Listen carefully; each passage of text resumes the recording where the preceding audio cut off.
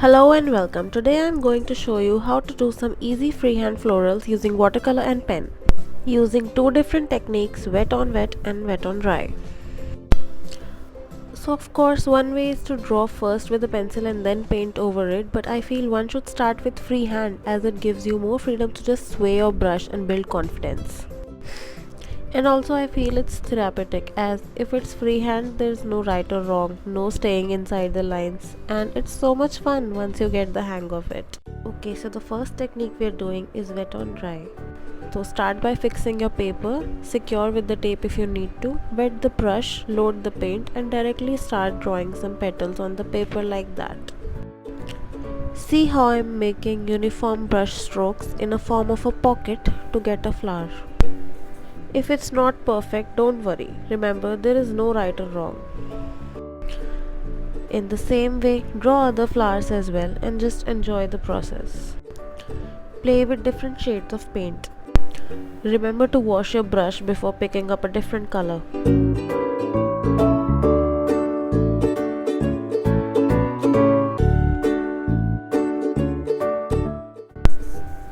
In the same way, you can draw leaves using green.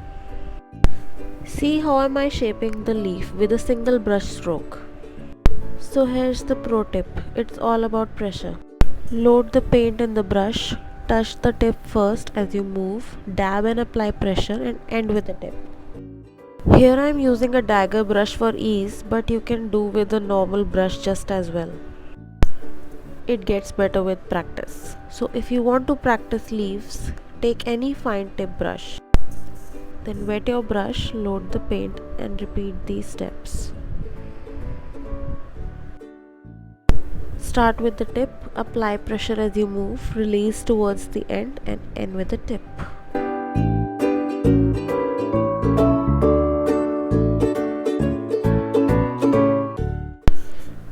If you have a thinner brush, you can have a same result.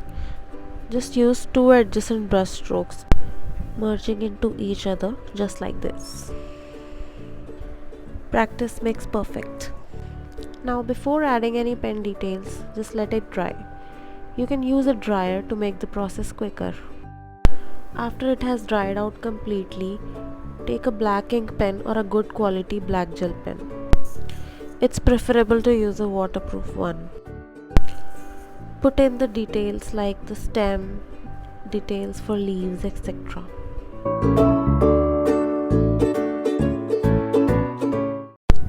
Try not to overdo it, you don't want your watercolor to get suppressed. So there, your watercolor and pen art with dry on wet technique is ready. So next we'll try the wet on wet technique. This is my favorite.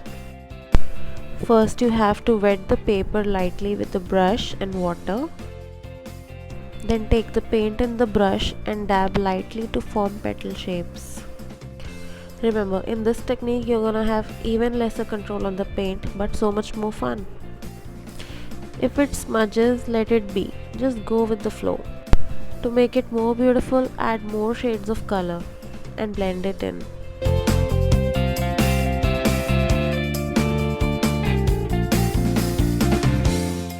You can also splash some paint like this. It adds that extra magic. After that, draw the leaves in the same way. Dabbing the paint lightly on the paper in the form of leaves. Let it flow, let it smudge if it does. It would look beautiful in the end. Of course, it would take a long time to dry. Use a dryer to make it quick. See, now it has completely dried and it's already looking so pretty.